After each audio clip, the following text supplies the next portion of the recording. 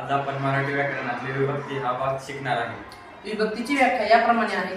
नामे व सर्वनामे यांचा वाक्यातील क्रियापदाशी किंवा इतर शब्दाशी येणारा संबंध ज्या विकाराने दाखविला जातो त्या विकारांना विभक्ती असे म्हणतात। वाक्यातील नामांचे किंवा सर्वनामांचे विभक्तीचे रूप ज्या अक्षरांनी दाखवले जाते त्या अक्षरांना विभक्तीचे प्रत्यय असे म्हणतात। मराठी व्याकरणात एकूण 8 विभक्तीचे प्रकार आहेत। पहिली विभक्ती प्रथमा। प्रथमाला प्रत्यय नाहीत। प्रथमाचा काय अर्थ करता। दुसरी विभक्ती द्वितीया। द्वितीयाचे प्रत्यय सला ते सला नाते। द्वितीयाचा कारकार्थ कर्म। तिसरी विभक्ती तृतीया। तृतीयाचे प्रत्यय नेई शिनिशी इही। तृतीयाचा कारकार्थ करण। चौथी विभक्ती चतुर्थी।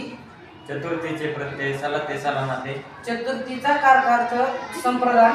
पाचवी विभक्ती पंचमी। पंचमीचे प्रत्यय ऊन ऊन ऊन ऊन। पंचमीचा कारकार्थ अपादान। सहावी विभक्ती षष्ठी। षष्ठीचे प्रत्यय चाचीचे चाचीचे चा।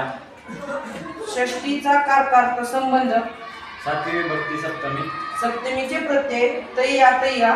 सप्तमीचा कारकार्थ अधिकरण। आठवी विभक्ती संबोधन। संबोधन या विभक्तीला अनेक वचनी कारकार्थ प्रत्यय न लागतो। संबोधन या विभक्तीचा कारकार्थ हाक मारणे।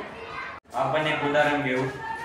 आजी नाथ गोष्ट सांगितली या उदाहरणावरून कोणताच अर्थ बोलत नाही। जर आपण याच वाक्यात या विभक्तीचे प्रत्यय लावले तर हे वाक्य याप्रमाणे होईल। आजीने नातीला गोष्ट सांगितली या वाक्यावरून आपल्याला अर्थबोध होतो। अशा प्रकारे मराठी व्याकरणातील विभक्ती हा भाग वापरला जातो।